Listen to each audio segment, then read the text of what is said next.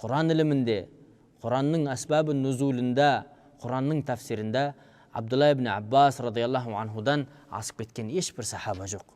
Сондықтан муфассирлердің имамы Абдулла ибн Аббас радиаллаху анху болып саналады. Сол Абдулла ибн Аббас радиаллаху анху мынандай бір риуаятты келтіреді. Вахши исламды қабылдардан алдын өзінің азаттығы үшін Пайғамбарымыз саллаллаху алейхи уассаламның тағы да дедасы Хамза радиаллаху анхуды өлтірген болатын. Сөйтіп азаттық алған болатын.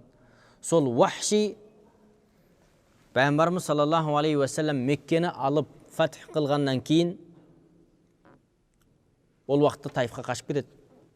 Мұсылмандар келіп Меккені алған уақытта көп адам Икрама радиаллаху анху Йеменге қашып кетеді. Жаңағы Вахши радиаллаху анху Таифқа қашып кетеді. Таиф деген бір 100 километр жерде орналасқан Мәдинаның, Макканың солтүстік шығысы болып саналады. Сол Таифқа қашып кеткен болатын. Сол Вахши радиаллаху анху Таифтан қайтып келсе, Макканың адамдары исламды қабылдаған, әр қайсының үйінде Құранның тәлімі, бала шағасы намазға тұрып кеткен, барлығы исламнан әбден сусындап қалған екен. Сол уақытта Пайғамбарымыз саллаллаху алейхи уассаламға Вахши хат жазады. Өзі де исламды қабылдағысы келеді. Хат жазады, сол хатында айтады: "Ей Мұхаммед," дейді, "мен исламды қабыл қылғым келеді. Бірақ саған түскен Құранда бір аят бар, сол аят мені тоқтатады да тұрады, исламды қабылдай алмаймын," дейді. Ол аят мына аят дейді: "Кімде-кім Аллаға серік қосқан болса, және зина жасаған болса, және нахақтан нахақ адамды өлтірген болса, онда ол адамдар күнәға қалды" деп айтады.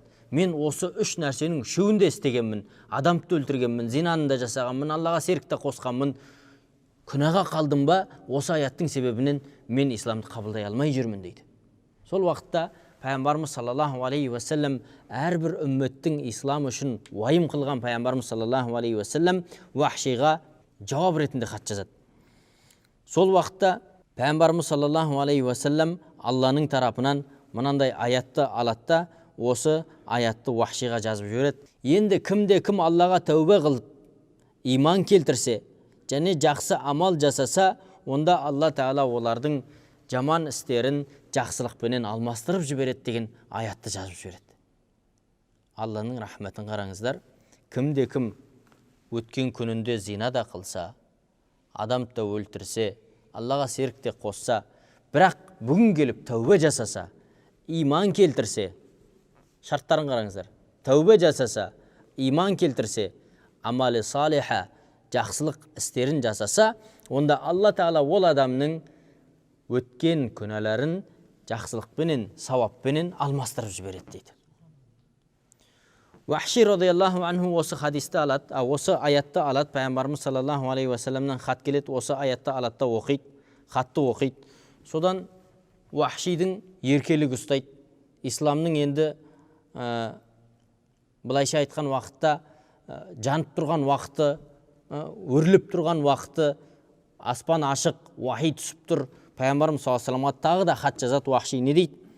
"Ей Мұхаммед," дейді, "мына сен жіберген аяттың себебінен мен исламды қабылдаушы емеспін. Өйткені бұл аятта шарт жазылыпты. Кімде-кім тәубе қылса депті, сосын иман келтірсе депті, сосын барып жақсылық істерді жасаса, сонда барып оның күнәсін сауаппенен алмастырамыз депті. Енді мен тәубені қылуын қылармын, иман келтіруін келтірермін, бірақ жақсы амал қыла алмай өліп кетсем, кім кепіл? Сондықтан мен қорқам, мен исламыңды қабылдамаймын" деп жаңа хат жазып жібереді. Пайғамбарымыз саллаллаху алейхи уассалам әрбір адамның ислам үшін уайымшыл, әрбір адамның ислам үшін үлкен ой пікірдегі адам, қам жеген адам. Пайғамбарымыз саллаллаху алейхи уассалам Алладан дұға қылады, Алланың тарапынан тағы да бір аят түседі. Бұл Алланың рахметін көрсететін аяттар негізінде. Вахшидің исламға ешбір қажеті жоқ. Вахшидай адамның исламынан ислам бір керемет көккөрлікпе тейін деп тұрған жоқ.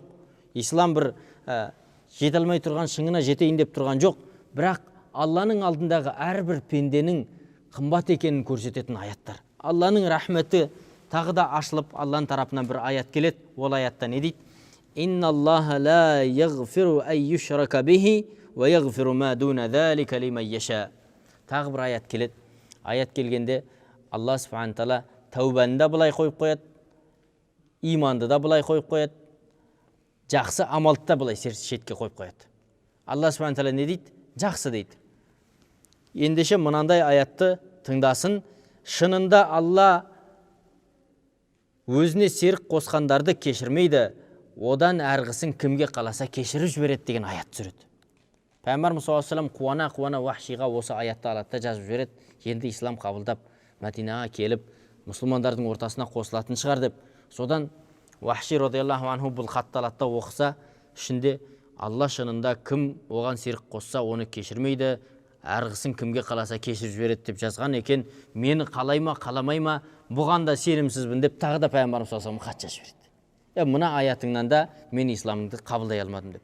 Содан пайғамбарымыз саллаллаху алейхи ва саллям уайымға қалады, дұға қылады. Алладан сондай сұрайды, Алла субхана тағала, сондай бір рахматыңды көрсет, Вахшидай күнәһар құлдарың да исламнан махрум қалмасын деп сондай дұға жасап пайғамбарымыз саллаллаху алейхи ва саллям Алланың тарапынан бір аят алады. Аятында не дейді? Құл я ибадияллазина асрафу ала анфусихим ла тақнату мин рахматиллах инналлаха яғфиру зунуба жамиа иннаху хуал ғафурur рахим. Ей, өз нәпсісіне өздері зұлымдық жасаған, артық кеткен менің құлдарым, сендер Алланың рахметінен күдер үзбеңдер, Алланың кешірімінен күдер үзбеңдер. Шынында Алла субхана тағала барлық күнәні қосып тұрып кешіріп жібереді. Алла кешіруші және рахымшыл деген аят түседі. Вахшиға осы аятты жазатта жібереді. Вахши әрі оқып, бері оқып, ешқандай шарт таппағандығынан осы аяттың ақырында исламды қабылдап, Мәдинаға келіп пайғамбарымыз саллаллаху алейхи ва саллям мәжлісіне қосылады. Яғни бұл жердегі сабақ, бұл жердегі ғибрат, шынында адам қанша күнәһар болса дағы Алланың алдында шын тәубе қылып Аллаға бет бұрам десе, Алла субхана тағала барлық есіктерді ашып құшақ жая қарсы алып отыр бұл адамды. قل يا عبادي الذين أسرفوا على أنفسهم قل يا عبادي الذين أسرفوا على أنفسهم لا تقنطوا من رحمة الله لا تقنطوا من رحمة الله إن الله يغفر الذنوب جميعا إن الله يغفر الذنوب جميعا إنه هو الغفور الرحيم